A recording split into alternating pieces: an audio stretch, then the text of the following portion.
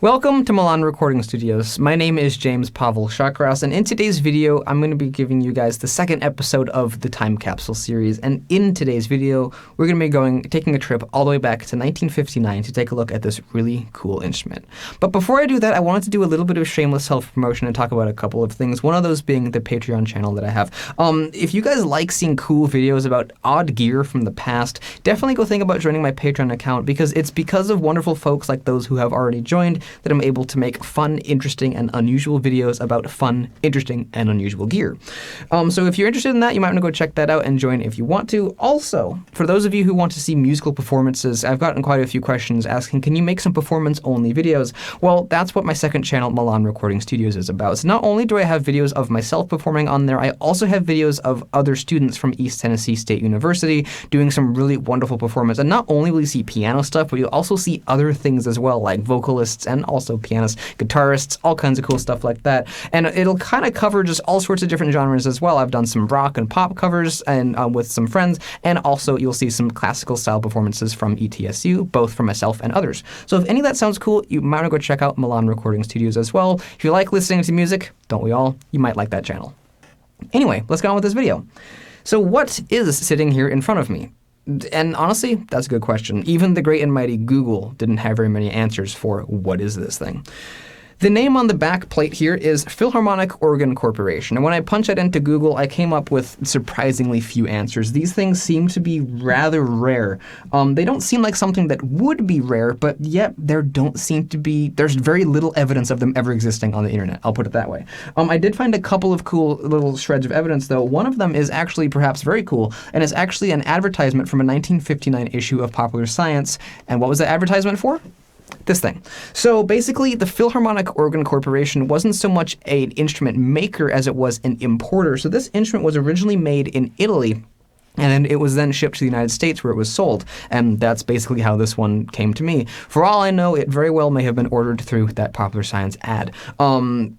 It's a pretty interesting instrument. We'll take a look at it in a little bit here. I think the reason they were rare, there's two possibilities. One is people didn't like them and they didn't sell well, but the more likely possibility is that they were a premium instrument and were simply made in limited production. The serial number on the back here is 856, which seems very low to me. For such a simple instrument that would appeal, I would imagine, very widely to households and people of all ages, 856 seems like a pretty limited number.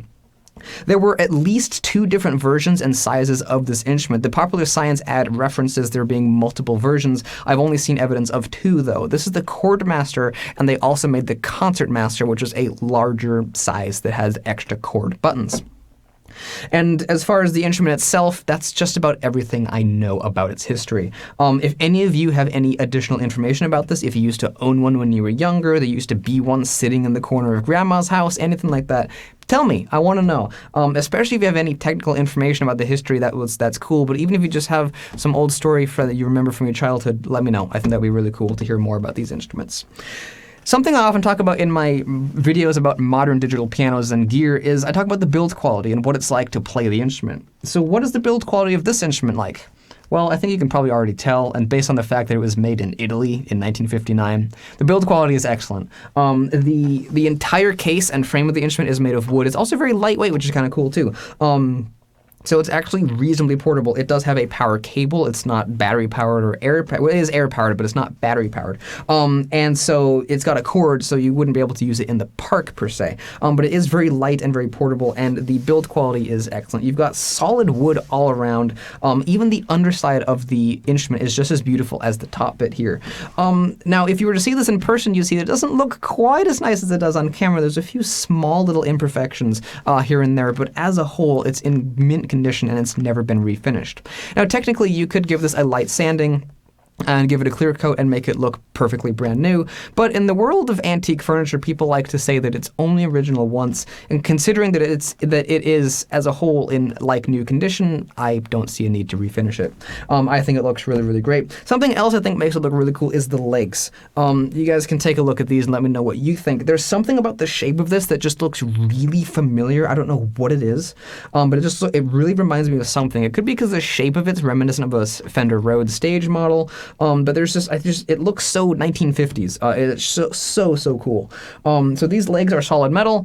They're very sturdy. It does have a little bit of side-to-side wobble, but you're not really going to encounter that when you're playing. You won't really be rocking out on this thing.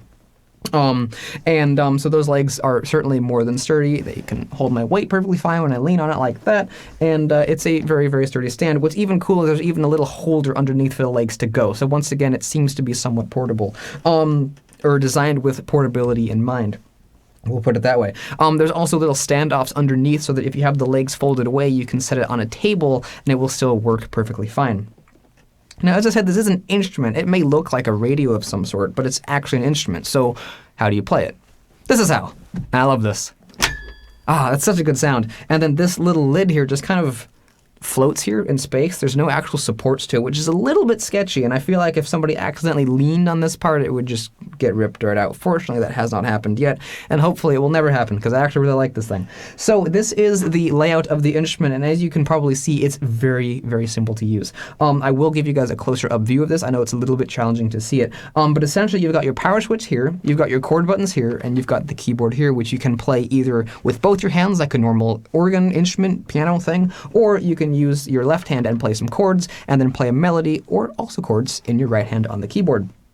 It is a chord organ after all. And I'm rather partial to chord organs. They have been made over the years with varying degrees of success and quality, and this seems to be a particularly high quality one. One of my favorites was the Hammond chord organ I reviewed some time ago, and ever since then I've just really liked chord organs, and so I figured I would get this one and check out and see how it sounds. But I think it's about time to see how it sounds, so I'm going to close this, rearrange everything behind the camera, and then I will appear at the front of this instrument. I will give you guys a sound demonstration and run you through all of its various features and functionalities. So let me close this with a nice resounding snap, and we'll go do that. I love that sound so much. Just to give you guys another view of it opening, I figured I would have it closed and open it up again on camera. This time facing you guys, so you can see what the performer would see when they open it up. This is the interior of the Chord Master instrument, and as you could see before, this is a little better of a shot of it though, the operation of this instrument is about as simple as you can get. But before I talk about that though, I just wanted to talk about how beautiful, in my opinion, this instrument is. I really love the Philharmonic logo, and just the way it looks when it's closed up as well is really fantastic. The little music desk thing here is great as well. I just think it looks really cool. So the way this works is, although it's electric powered, it's actually an acoustic instrument. This is a type of organ known as a fan organ. And there were various brands and makes of these of varying qualities, and this is for sure one of the better ones I have ever seen.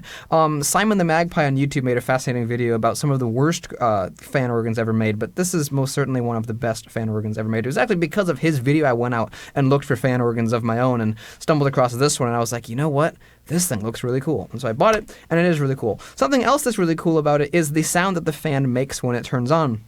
Some fan organs have a very loud, rattly, annoying fan, and although this one was a slight challenge to eliminate the fan sound from the recording, and I'm not able to completely do that, of course, the fan is definitely quieter and more refined sounding than other chord organs like those made by Bontempi and others. So let's have a listen to the sound of it ramping up. I think it sounds really cool.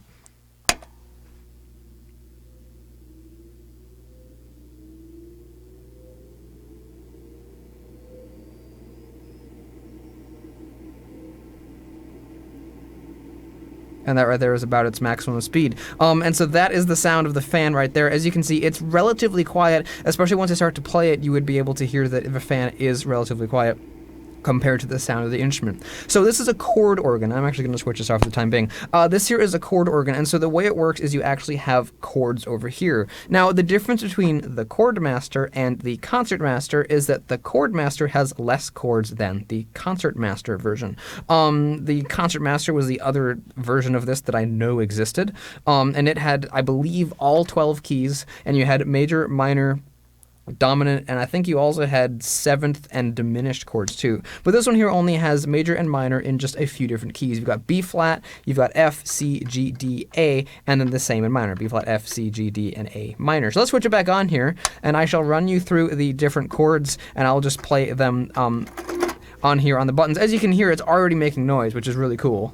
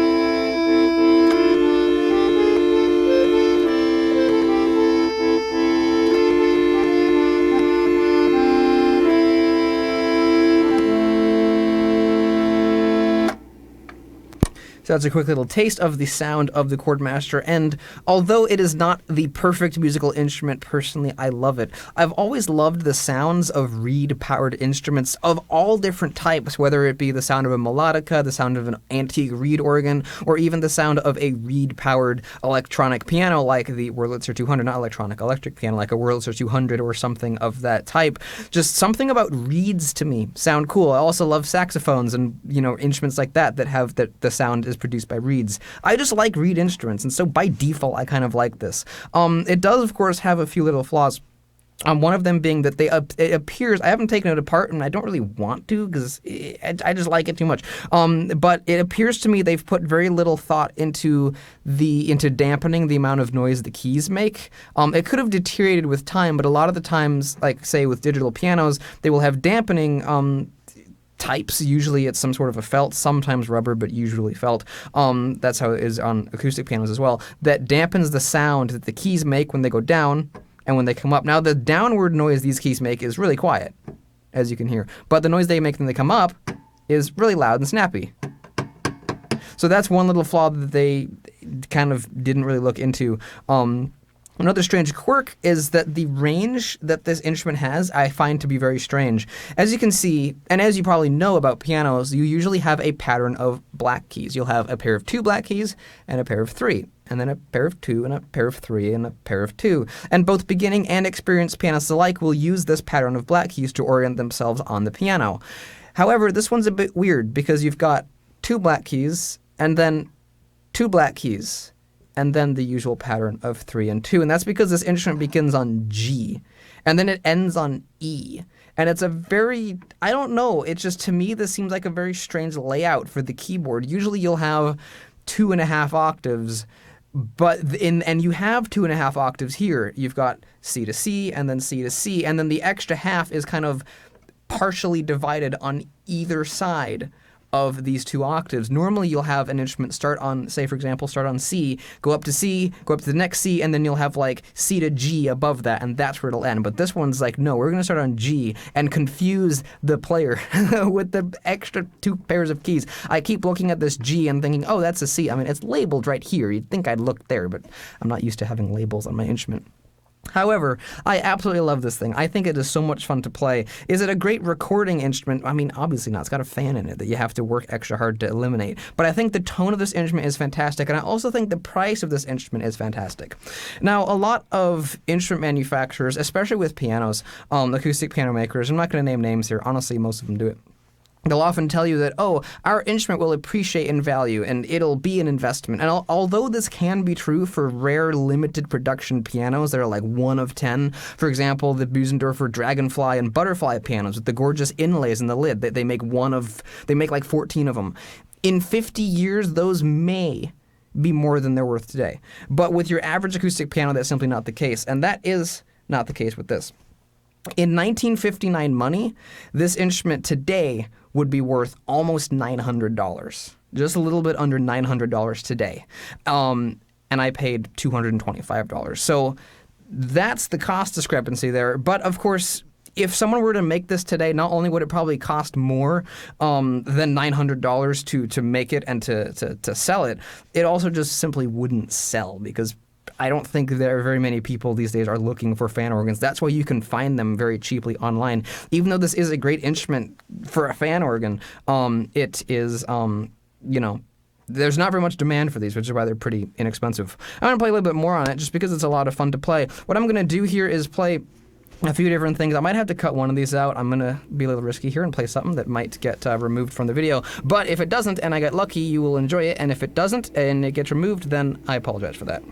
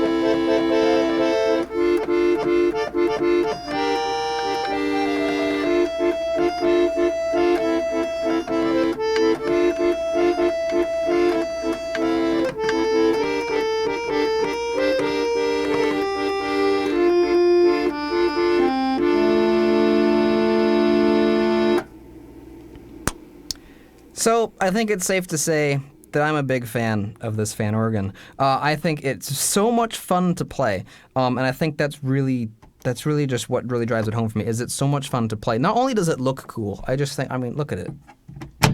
Not only does it look cool, and is it fun to open and close the lid repeatedly, but it's also fun to play.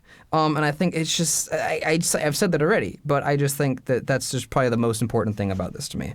Of course, as I said, it isn't perfect. One of the other flaws with it is that your chord selection is limited. But of course, that's why the Concertmaster model existed, so you could probably pay a little bit more and get your full range of chords. So you've only got B flat, F, C, G, D, and A. So you can't play every song under the sun, but anything that uses these is really is going to work on it. You know, I played, hopefully it didn't get removed, I played the Jurassic Park theme, and that worked perfectly. I was able to use F, C, and G and play half of the thing with it. It sounded great, to me anyway. And I played some other stuff on there. And also, this instrument is really great for just noodling around. 80% of what I did here is just noodling around, especially D and A minor. I like the way those sound, and so I just played with that. And so I feel like I'm honestly kind of surprised this instrument didn't have more of a fan base. Perhaps it did, and it just kind of got lost to time. But I'm kind of surprised there isn't more of a cult following around instruments like this, because chord organs are cool. I personally really enjoy playing these. And I'm very happy that I purchased this, and I just really enjoy it. I think it's a lot of fun to play. So I really hope that you guys have also enjoyed this video of this Chord Master instrument made by Philharmonic. It's just such a cool instrument, a cool piece of history, and I have really enjoyed making this video.